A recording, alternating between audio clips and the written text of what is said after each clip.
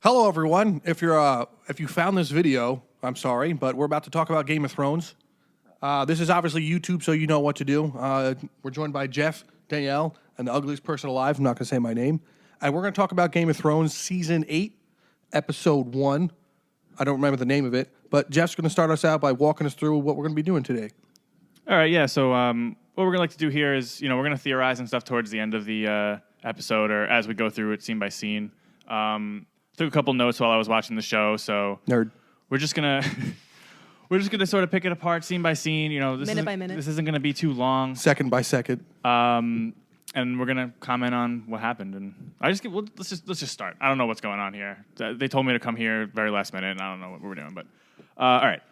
So first scene we have for episode 1, we have the big giant march for the whole army when they're marching through Winterfell. Wait, this is when the white army was coming in, or was our This is when army? our human army was coming in, when they the army Like the Unsullied and everything, right? Unsullied with Daenerys and Jon hanging out, and everybody kind of grouped together marching through Winterfell. Yeah, I mean, I think it was mildly important just because it shows that they've grown their army and they're coming into Winterfell, but it seemed like it was also showing that the North isn't really accepting of them. Right. I mean, yeah. So you had that, like the people of the North, and they made mention to that they're skeptical of outsiders. Yeah. But also, the whole beginning was pretty much a shot for shot, like homage to that first episode too. What do you mean? What, like the first episode of the whole thing? Of the series, yeah. So when I don't know who that was, like scampering around, like trying to see what was going on. That's what Arya and Bran were doing in the first episode of the series. So it kind of shows, and then you see Arya kind of looking on. Oh, yeah, like, yeah. Smiling at that kid that was like, so curious. Because Was she's the grown so much. was it the in that Baker time. kid that she was scamping around with, the one that got like executed by the Hound? I don't know. I think it was just Arya and Bran in the first episode, but I think that's why they filmed it that way. Oh yeah, because they were watching Ned get ready to march south, right? Is that what it was? No, it's when what's his name? King Baratheon comes to Winterfell when to the army ask Ned comes Stark to in, be his hand. right, Yeah, right. the very Oh, first and they're like, episode. ooh, look at that army. Yeah, they were showing how impressive the army was. And then when they all got to the center of town, John... I wrote down confused racists. Yeah. Yeah, I picked up on that. Well, because they're looking at it like, I've never seen one of thems before. But then they were extreme racist because they're darker than me. And then they saw Daenerys and be like, and she's whiter than me. I'm just as upset, if not more. We also have a pretty cool shot of the dragons flying overhead and kind of freaking everybody out. Now, was that the shot that I felt like I was watching a PS2 cutscene, or is that... No, that's later when Jon and Daenerys are on the dragons. Okay, we'll get to that. Yeah. We'll get to that later.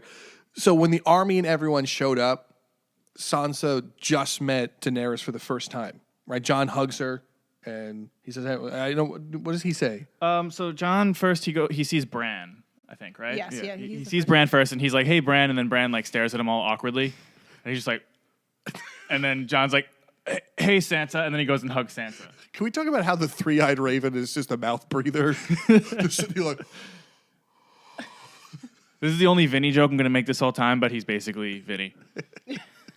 Sorry, Vinny. But the way that Bran was acting, I think he asked him like, "Oh, like you're nearly a man," like Jon said that. And he's like, "Yeah, almost." So I know there's like a lot of talk about like what that actually means, like almost human. It's not really, obviously, it's not referring to like his age, but like how he's not even a human being anymore. Right. He's like completely disenchanted with the human race at this point. well, Bran doesn't think of himself as a Stark anymore. Like that, Bran doesn't even think of himself as Bran. Yeah. He's just completely moved on from that. And we'll get to that in just a sec. So the army showing up with the queen, the North essentially doesn't really accept them. And it kind of goes into the next scene where everyone's sitting down talking about how Jon's the king. That little girl, the angry badass girl all the time. Mormont. Yeah. I love her. Yeah, she's just like, well, you what? But she has a weird mouth. She's like, you were the king and you bend the knee. Yeah. Why is she here? Yeah. And they kind of have to explain. They have to explain that she's the queen, right? And that Jon's no longer ruling. Right, that he's no longer the king of the North, and that like the rhetoric is that it doesn't even matter anymore. Like this is just a fight for our lives. But you can see that it's causing some issues with the people of the North. Yeah. And That poor kid just wanted some extra wagons. to work with. Which Oh, kid? The one that bad things happen to Oh. later. Yeah. He's We just need like, more "Oh, wagons. just- we Why need- don't you, how old are you? Like 6. Why don't you go alone in the darkness that way? He had like 5 friends with him. Well, they had a lot of legs. Nothing's gonna happen to him. He's fine. He's fine. He's fine. He's got the North's protection. Yeah, so we get some kind of angry and kind of an angry meeting. A lot of confused Winterfellians. Yeah. Is that what they're called? Northerners. Yeah. Talking to with John and Daenerys sort of in the front of the meeting, and he's just like, "Well, I kind of had to do this to live."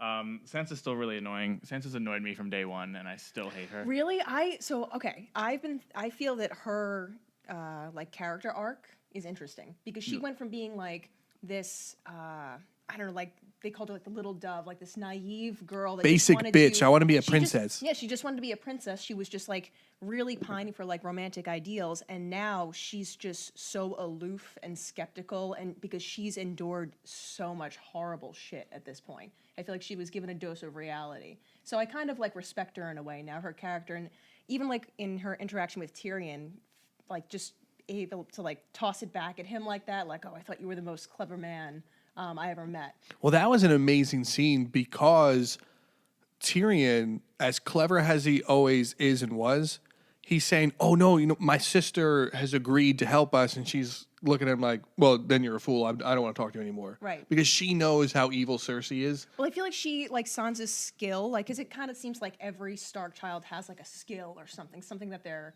inclined at. And I think Sansa's skill is understanding the deception and deceit of people. And because I think she got a lot of that firsthand with Littlefinger. And then like with Ramsay and then with Joffrey. Just like seeing like the worst of the worst. I feel like everything she's been through has just given Sansa like resting bitch face, like permanently. Yeah. And like in a way, like I'm not trying to be like pompous, but I hate everybody now. That's really She what it does, is. right? She just hates everybody. Yeah. In that scene, I don't know if I just noticed this and it was just something really random, but while Sansa's talking to Tyrion, you see a raven in the background just kind of like walk by. It took 2 seconds, not even, and he just walked by. Obviously, it's just a symbol that Bran's always watching, and he always knows what's going He on. really is just like the whole episode. He's just lingering in the middle of Winterfell. And you want to know? I want to add something in here. I know we're going scene by scene, but I kind of want to talk about. I think a lot of people think of a Bran like this omnipotent being now that he knows everything. He's like, just say what's going to happen at the end, so Jon doesn't fuck his aunt again, or just say the weakness of the White Walker. I don't think it's like that. I think it's more that he'll see something and be aware of it and say, I want to know more information about it. Let me warg or let me go to the future or the past to see what that is and gain more information. So if he truly doesn't know something, like if he doesn't know, if he never met an assassin and an assassin came from behind to kill him, I don't think that he would be aware of that unless he was like, oh, an assassin's coming. Let me kind of find a way to stop this or find out more information about it. Yeah, I can see that. Like he's got to kind of put himself in whatever time period or whatever area he's got to be in. Bran's still kind of just staring at everybody, being creepy, but I wrote that down probably about 6 times. I think everyone knows about Bran's creepiness. I saw all over Twitter and Reddit just so many Bran references where he's just like... It's like the whole episode was basically Where's Waldo, except like Where's Bran? It's like, oh, there he is in the background. You see him? That was it. I'm waiting for an old friend. You don't have any friends. No one wants to be friends with you.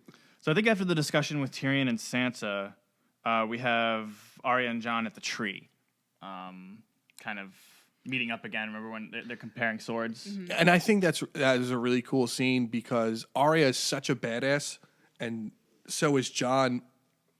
And you have these two characters that went through so much. Jon literally died and came back with the Red Witch, and Arya has been through just as much and has not died. Like she's almost been reborn in a way, too. Yeah, like she has. She went blind and everything, and she's come back, and he's like, oh, nice sword. Like, have you used it? And she's like, once or twice. Yeah. He's murdered so many fools with that sword. Such a cool scene. Yeah. And it was just like, hey, like they were having like that almost like kid moment, like check out my toy, and like Yeah. oh, is that Valyrian steel? Like pulls his sword out, shows it to her. Mm-hmm. She takes her sword out. Because needle was the weapon that Ned gave her. No, No, John gave it to John her. gave it to her. Oh, he that was the did? last. That was the last. Oh interaction yeah, they Ned's had like, what the before fuck he is with left. that sword? Yeah. So yeah, he had given it to her. So it's kind of cool. Like they kind of picked up where they left off in the series. And John was still kind of feeling like, even though he's been through so much, he's still feeling like he was kind of not part of the Starks, like left out. And it was kind of powerful when Arya just like reminded him that like, hey, you're still family. Like you're more family to me than pretty much everybody else here. So after that, we have now we switch over to Cersei. We have Cersei looking out and the pirate ships coming in with all the Iron Islands dudes. Yeah, the Iron Fleet. Yeah. And we have, I don't remember a name. Game of Thrones is super tough for remembering names. I'm just going to say Yara? Yeah, I was going to say Muppet Girl, but yeah, Yara. So Yara is essentially, she's being held. Muppet Girl? It's just, I don't know. I just think like. I get it. Okay, thank you. I don't. Well, I'm not explaining it. Okay. So she's tied up to the bow, not the, whatever, the mast of something, the underneath mast. Yeah. I'm thinking like the mermaid where she's like to the bow of it. Yeah, in front of the ship. And the uncle's not killing her because he's saying, well, you're the last of the Greyjoy. I have no one to talk to. And while talking to him, he's like, well, I'm just going to go fuck the queen.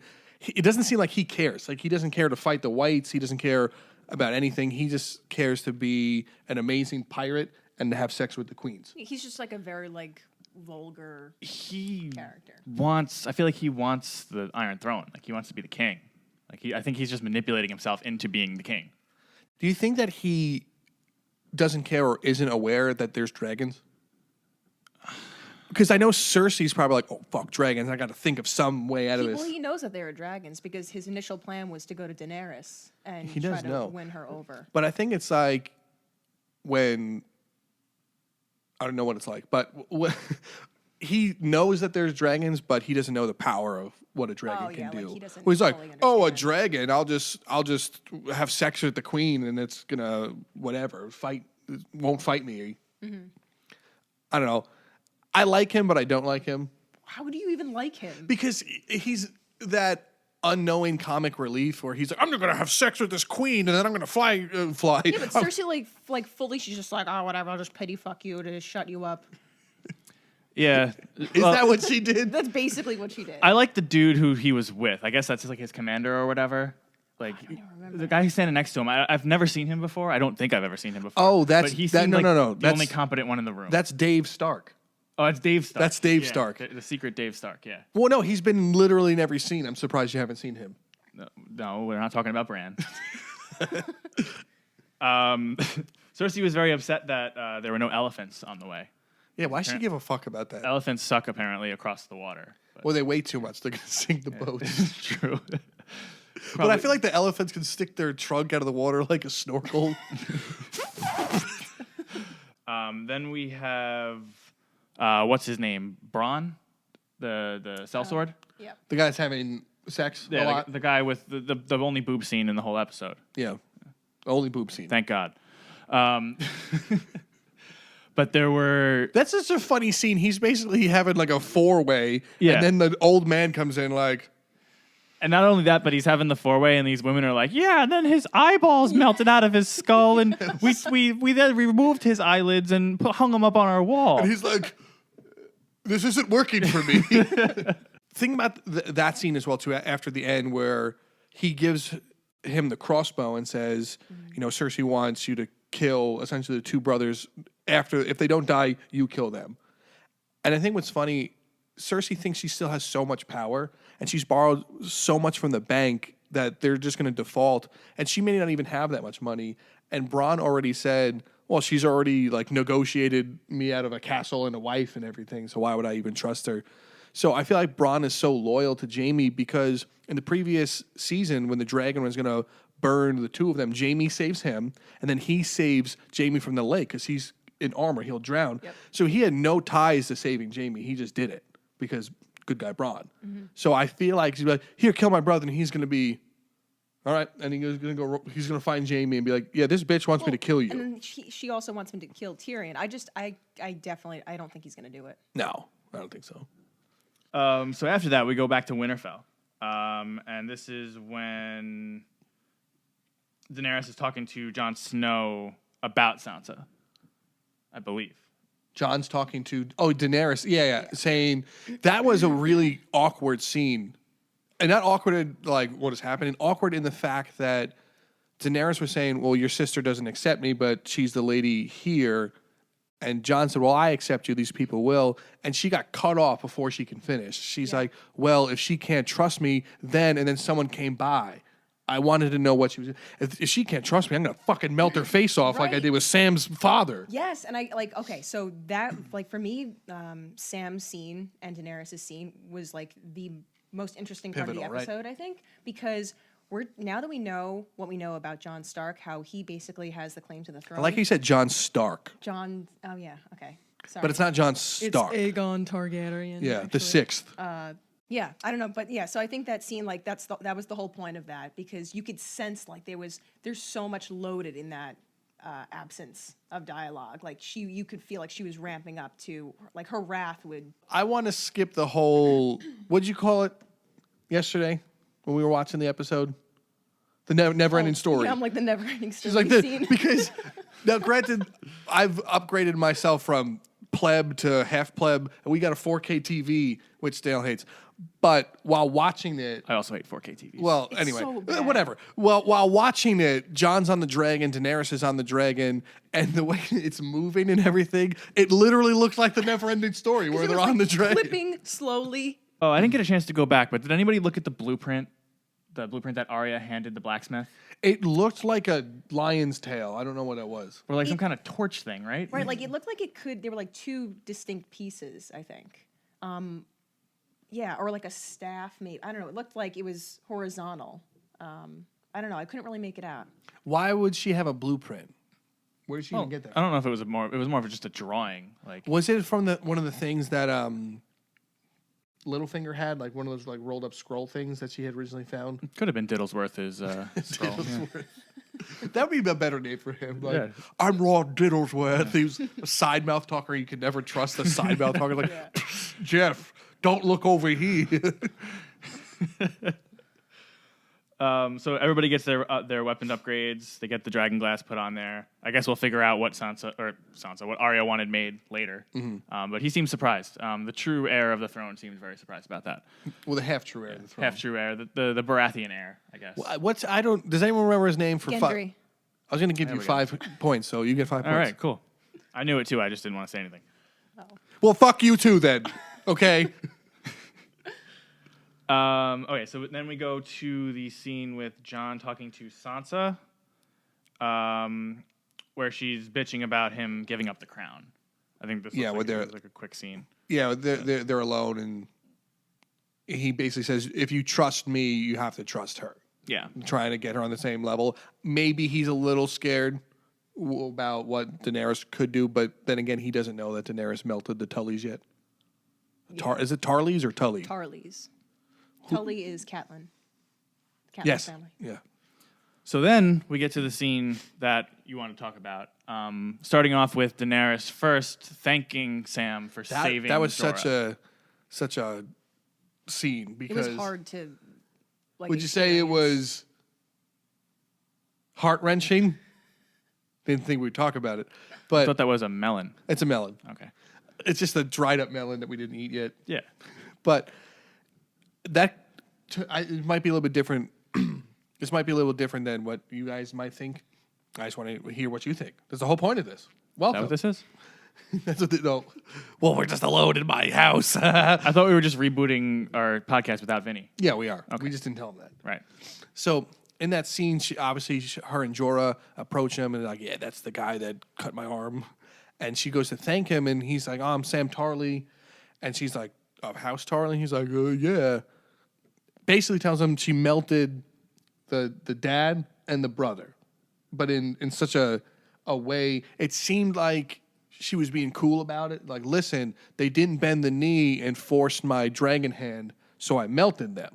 You have to understand they didn't do it. And obviously he was crying, but he was trying to take it like a man and still giving her respect, saying, you had to do what you had to do, but let me be sad about this. I don't think it was out of respect in that moment. I think it's more out of fear because I think he was genuinely angry. So what I want to say is right after that, he immediately ran to Jon. like almost to the catacombs where I think Well, no, he ran into Bran first, and Bran is the one that shared that. he didn't. information. He That didn't wasn't run his to Bran. choice. He didn't run to. Bran is always like That's true. he's just in there, just hello. When she told him like that because she started off, she said, "I killed your father," basically, and he was like, kind of like it like shocked him, but at the same time he was like kind of okay with it. 'Cause Oh his yeah, dad's a he's dick. like, Yeah. well, at least least I'll I be can- welcome home again. yeah, Right. I can go see my brother and come home for dinner. Yeah, no, he turned into soup. He's melted. Yeah. And his brother treated him, I guess, a little bit better, but So I don't recall him liking any of his family members. But I guess family's family at But that point. But I like before we move on, I just want to touch on like even the manner in which she told him this. She was not apologetic, really. It was kind of just like, well, I did what I had to do. And I think that's the difference between her and Jon in terms of like a ruler. Well, I'm glad you said that because what I feel is yes, she said that. So Daenerys, when Daenerys was with her melted head brother before he got a melted head, she was very meek. She was just listening, and now she's grown into the queen/woman that she is. Where she's well respected, she understands she's the queen. She controls dragons. She controls armies. Right? She can make people bend the knee out of power, fear, and respect and love. So her delivering that message to Sam, he took that, but he ran to Jon, and Bran's like, and then he ran directly to Jon, saying, "It was like, look, you are Aegon Targaryen the Sixth. I read the scroll, and Bran knows the same thing. You're the rightful heir to the throne. Like you are the Targaryen." But he wasn't going to run to Jon. We don't know if he's going to run to Jon Yeah, to he begin didn't with. say- Because he ran outside and Bran intercepted him and then said, "I have to tell you something about Jon." Okay. So then the next scene, we have him running to Jon because Bran just dropped the bombshell that everybody Yeah, was so waiting for. he's in there, and at first he tells Jon, like, look, the bitch melted my brother and my dad, and at first Jon's like, huh, and he asked Jon if he would do the same thing. Right. Yes. And Jon basically is like, I wasn't king. Yeah, but what would you have done? And he basically says, like, he would kind of do the same thing, right? He Doesn't answer, I don't think. he says that he's killed, Yeah, you have to do what you have executed to men. do. He's executed Yeah, men. he's for- executed men for not bending the knee and that kind of thing before. So it implies that, yes, he would have done the same thing. But being that he knew Sam, he probably wouldn't. So I don't know. I guess I'm totally biased because this is like fully just my opinion. I'm hoping that Daenerys doesn't get the throne at this point. well, let me get this one part out. That she, like I said, she feels and is the rightful ruler, right? She's the queen. She's a Targaryen. right, but she's corrupted by that thought. That's what I'm saying. So now imagine she now finds out that Jon is Aegon Targaryen. She feels and thinks that she's ordained and is the rightful heir. She melted people for not bending the knee. So she's going to go to Jon and say, well, how do you know that? How'd you find out? Well, I know from Bran, I know from Sam. So she's essentially might treat that as treason, refusing to bend the knee. And just like her father before her, who melted people as the Mad King, she may be so inclined to be like, well, you're challenging my rule just by being alive, and Sam telling you that is challenging me, and Bran telling you that is challenging me, and Bran's not going to bend the knee. He's the three-eyed raven. He's going to be like, he's not going to do anything. He doesn't have any place. There's no place for him. Like, But Daenerys doesn't care about that. She's going to want him to swear allegiance. yeah, but he should be like one of those people who are in that crazy library who don't really have an affiliation. Yeah. Like it's kind of just like, yeah, I'll tell you things. But I feel like Daenerys doesn't care about that. Ultimately, what I'm trying to get to, I think I have more faith in Daenerys than you do. I don't, because some of that stuff aside, we were talking about, she seems like a just and beautiful, loving queen, but she has that only bitch quality. No, as no, well, no. But too. only if you swear allegiance. Like she doesn't like possess empathy, and I think like Jon does, and that's why he would be more of a just ruler. I don't think like to call Daenerys a just ruler is accurate. And before we move on, because obviously we're going to descend for 40 minutes now, let's move on. But I want to say this one last thing is the whole reason Westeros is in chaos is because there has not been the rightful ruler on the throne. So you had the Mad King, and he kind of created that chaos. And then Robert's rebellion, instating the Baratheon and Lannisters as rule, created even more chaos. So the rightful ruler would be Aegon Targaryen, Jon Snow. So her doing that will create even more problems, and I think that's kind of what we're starting to see with her. That's why we have those feelings. That, well, she also wouldn't be the rightful heir, therefore it's going to create more chaos.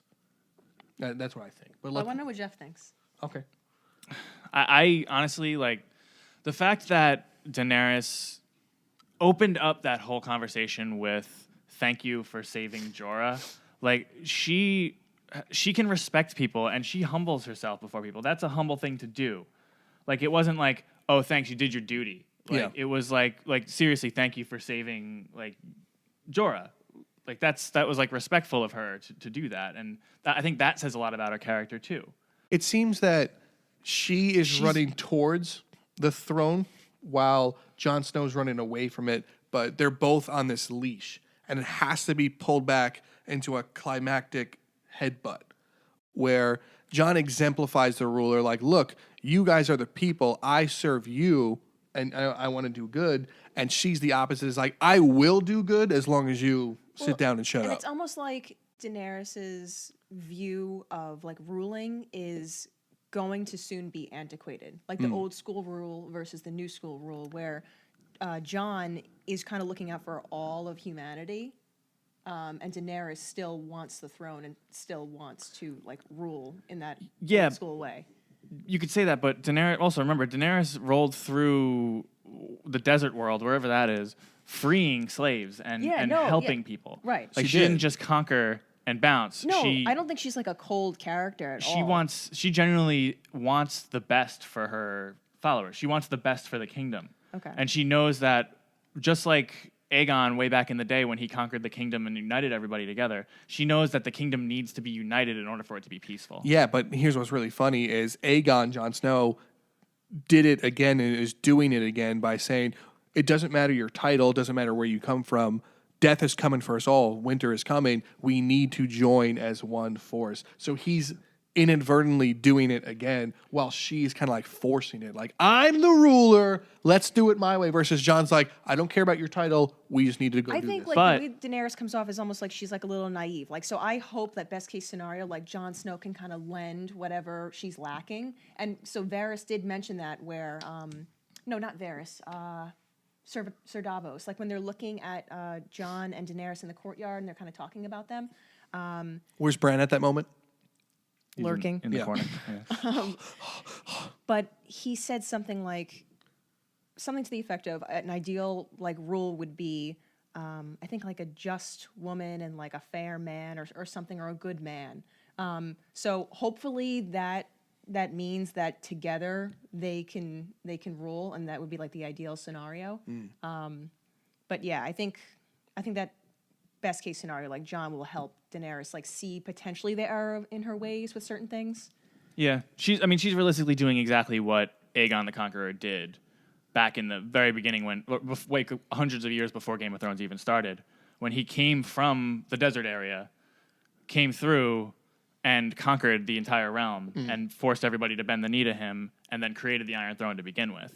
So that's why the Targaryens are the rightful heirs to begin with to the throne, because he was the first person to unite the realm together. Right. Oh, okay. So she's doing almost exactly what he's doing, in that he was also somewhat just in his thing. But if somebody decided that, no, you're not my ruler, yeah, he would wipe them out. But not wipe out the entire village or whatever, just wipe out the leader of the village, and then be like, all right, people, now you want to bow to me? And if they're like, yep, then that's it. Okay. And then we have the kid on the wall. Yes, the child You know screamer who on that the is, wall. right? At the beginning. Yeah, that's like, I need That's more the wagons. kid who needed the wagons. Yeah. And I guess he didn't get his He wagons. got more wagons. Well, bro. you're 6, you'll be fine. Yeah. Well, no, here's the thing is, surrounding him, they sent men with him. They just There's just they all body died. parts around him. Now, Do you think there's a bunch of like one-legged White Walkers now? Like, did they take the leg off and then just make the rest of them White Walkers? probably. I mean, that scene was cool because it's the screaming kid, and then you burn him. Yeah, But you love screaming kids. I love that. Burning them. But it got me thinking that the Night King obviously is sentient, right? And he has this plan. And I know I've said this before, but I want to reiterate that Bran, he can war, but it's also known as a green seer, when they can kind of see the future, past, and present at the same time. So the Night King had this persistence that winter is coming as well too, that he's winter and he's approaching the wall. he always seemed prepared for all these situations. He knew that the dragon was going to be there, so he had dragon killing equipment. He takes down the dragon in season 6, and the dragon is the key to breaking the wall. So why was he there with everything? And then he also knew that they're going to send this kid, so he kills the kid, turns him into a white, puts him up in the same sigil that was made when he was created. If you remember from the top-down view, when the children of the forest were creating the first Yes. man, Yeah. same sigil with the rock formation. He did it with the body parts. So he knew that people were going to stumble upon that beforehand. So it's almost like he has the same ability or same power that Bran has as well too, where he knows, or he's a green seer, like something's going on with him where he's just aware of everything. And it's not plot convenience. It's just that, like, I know there's a dragon. The dragon's the key to the wall, and I know they're going to send the dragon. I know they're going to be this kid, and I'm going to let them know what's going on. So there's something weird going on with him. Something weird. I don't know if he is. The popular theory is that the Night King Is Bran. Bran But Stark. I feel like that's like too convenient. Like, but we honestly, I don't know anything else about any potential lineage that he may have. Like, I have no idea who else he could possibly be. Well, they show you who he is. He's one of the quote unquote first men that get turned. Right, but like who is he? Really? So some popular theories is that he is a Stark as well, and I kind of think it's They always say the Starks are the descendants of the first men. Yeah. That's kind of their that's why shtick. they're the lords of the North. But remember when Bran was warging the super sad Hodor scene, and before that the Night King touched him and literally branded him. And so when he grabbed it, almost like he created the paradox in itself. So it's like the Night King. Oh my gosh! Wait. So he knows where he is now. Can he warg through Bran as Bran is? I don't know. Does he see what Bran sees while he's seeing it? Who knows? But what I'm thinking, what happens is that then Bran has to be the key to something. He's the key to the end or the beginning, where when everything is all fucked, Bran is going to be like, you want to know what? Maybe there's a way that I can just stop this from happening. Let me go back in time to the scene I remember. Because like I said, as the Green Seer, you have to know of things. So he knew that the children of the forest created the Night King. So he's going to go back in time to possibly stop them from creating the Night King and get stuck in a paradox there, where he'll become the Night King himself by switching places somehow, and he's the one that gets stabbed, or he'll just turn the whole. I think he might trap the Night King in a different world state, where remember when he went back in time and to talk to he didn't mean to talk to his father. He called out to father, and Ned turned around like, "What's going on?" So those memories are interactive for Bran because he's the Green Seer. So I wonder if Bran is going to essentially go back in time to a place where the Night King is also there and trap the two of them in the same scene together. And that holds the Night King back or traps him there forever, getting rid of the whites. I think Bran would be very, very hesitant to do anything that actually messed with the past at this point. Because you got to think about it, like Hodor was kind of his best friend in a way, and he realized that he was the one who royally ruined Hodor's life. But I feel like he's going to see Hodor again as a white, and that's going to be like, I need to stop all of this. I can go back to that scene that I remember them creating the Night King, and I can stop it. But he shouldn't. He shouldn't, but maybe he gets knocked out of his wheelchair, and he's going to be like, oh no, how can I be creepily in the window staring at people now? But I feel like Bran, obviously he's transcended being human. So even if he did get knocked out of his wheelchair, he'd just be like, well, this is supposed to happen, so I'm dying. But I think he's just spectating at this point. He's not looking to get But he involved. knows that he shouldn't die as a three-eyed raven unless there's another one to take over. That's true. So he can't let himself die. Not then, anyway, unless he knows he's going to give that over to someone. Yeah, I guess so. I kind of hope it doesn't end up being that way, that he is the Night King and all that kind of Yeah. stuff. I would be disappointed. I think the reason I said it earlier today, that any type of time travel is always some weirdo. Someone's going to have a question. There's going to be some weird plot hole that someone didn't think of. When it's like that, we don't want it to be like that. We don't want him. It's like, well, he has to go back in time, and he is the Night King and isn't the Night King. It's just like a can of worms that I think no one's ready to open up yet. But my fear is they're going to do something like that. But we'll let that be for now because I feel like we need an extra scene that we haven't gotten yet in respect to Bran is or isn't the Night King. We don't know how close their connection because yes, the Night King was able to touch him while he was in the past essentially. So it's kind of like, how can he do that? But we'll leave that as is until we get another scene. I thought of this while I was taking one of those poops that people do. Isn't the Iron Throne made out of Valyrian steel? All those weapons in there? Aren't they going to just dismantle it to fight the whites? So maybe towards the end of this, there is no Iron Throne. The people realize they need not be governed by some kinship or kingship, and they use those to fight off. I don't think you can just take it apart. I mean, I don't think it's melted together. It looks like it is. I think I don't know. I don't think it does look like it is melted. It looks like there's a whole bunch of pieces that you can take from. Yeah, I think the seat might be melted, but there's actually weapons in it. Yeah, I don't know about the physicality of it. I mean, it would be a cool thing if they did that, like in terms of like symbolism. That would be interesting. They would have to get pushed all the way back, though. They would have to 'cause lose Winterfell and get pushed all the way back down to King's Landing. Well, maybe they lose all their dragons, and then they essentially fly. Like maybe he can't bring the whole army because they can't cross the sea, but they could fly with dragons. They can use maybe the boats. I guess We don't have to cross the sea to get to King's Landing. Oh yeah, That's just a path. Well, I don't know. I mean, we don't need to throw out all the predictions right now. I just thought that was kind of cool to think that I'm pretty sure the throne is made out of Valyrian steel or dragon glass because the Targaryens made it. Yeah, So- I would imagine the Targaryens made it. Yeah. So I feel like that's going to be something where maybe an unexpected person finishes the day. Maybe it's Jaime fighting off like he's in the throne room because remember he was the one to kill the Mad King. So maybe he's in the throne room with the Night King, and the Night King's all like pompously like sitting on the throne. And he's like "Owie" or something, and he's like stabs him with a piece of the throne, like. And then Get outta here. The Night King stabs Jaime at the same time, and then Jaime travels back in time and becomes the Night King. And then they both do the fusion dance. Yeah. Yeah. Okay. Well, clearly Jaime has to be super important because Bran specifically wanted to talk to him.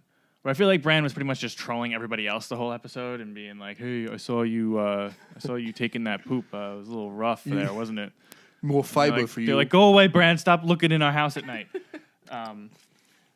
Where he specifically was like sitting there outside waiting for Jaime. maybe he's gonna somehow tell him about Cersei Bronn that she's pregnant, but she's also gonna kill him, and he needs to fulfill his duty. If you've killed a king, we need you to kill a queen. You're the only one that can be armed that she can still mildly trust because she wants you to die, but she doesn't know that now. Because Cersei doesn't. The only thing Cersei doesn't know of that she can't plan for is a fucking green seer that's like, I was there the whole time playing Clue and Scrabble, and I know all this stuff. So It would have been pretty cool if Bran actually did go and watch that interaction between Bronn and the old guy about killing the brothers, And maybe they did. I think I stopped paying attention that hard. I don't want to say I didn't pay attention during the episode, but I'm telling you, when Tyrion was talking to Sansa, there was a raven in the background, and maybe there was a raven in that scene as well, too. Well, he says, I mean, I think last season when Sansa and Arya see Bran for the first time, he says something like, I know all things. Like, he doesn't necessarily need to be present, like, to know what's going on in other parts of the realm. Right. So he probably knows. Well, because remember, in some scenes, he wargs into birds and stuff and sees them Right. flying around. Yeah. He saw the whole Night King's army, and the Night King looked at the bird like, "What the fuck are you doing?" And he unwarged because like the Night King's like, "I see you." It's like a Sauron in the ring. Yeah. That's what's gonna happen. Sauron's gonna come. Should we talk about the next episode scenes of the show at the end of the episode? Might as well in closing, right? Like we're here. Because I just wanted, so we're talking about Jaime. That's if Jaime lives long enough. Like, I don't know what Daenerys is going to do to him. Because he killed her father. So, Mad King or not, she seemed pretty upset about it. Well, Jaime's smart as well, too. And if I was Jaime, I had the knowledge, I would say, if I didn't kill your father, would you not be, you wouldn't ever be queen because your golden-faced brother would now be king. If That's another thing, though. Daenerys already accepted that her father was crazy and probably deserved to die. yeah, she's almost like hiding the fact. Like she's just like, I'm oh, I pretty sure hated she it. said it to somebody before. Well, no, Tyrion. Yeah, Tyrion was yeah. trying to explain to her because I think she was faced with a similar situation. Because I think I went and I rewatched that. It's when the masters from Slaver's Bay came back and the slaves were revolting, and she was going to turn her dragons on them, and Tyrion was like pleading with her, like, please don't go down this path that your father went down. Yeah, yeah. Yeah. So I think Jaime's fine. I don't think Daenerys is gonna melt Ocan in him. I think he's gonna be okay. But that could be where Jon and Daenerys split hairs. It could be, but I really think what we haven't seen yet is Daenerys has had no contact with Bran at all. She hasn't been like, "Oh, what's going on, little fella?" You know. Except for the first scene where they're like, "Oh, hi, how are you?" He's like, "There's no time for this." Yeah. Other than that, but she hasn't had like a one-off. So we would have to imagine that Bran already talked to Jaime because he said they're waiting for an old friend, and then it goes to that next scene. And this is completely out of left field, but in regards to Jon being Aegon the Sixth or whatever, I really hope that we don't get that trope of him hiding it from Daenerys and then Daenerys finding out, and then he has to explain it and then Already know that's explain gonna why happen. he didn't say anything. Like, I really hope that he just goes up to her and tells her, "Like, listen, this is who I am, and also I don't care. I'm not going to tell anybody else." I think Just because Jon is so logical in that way. I hope that doesn't happen too.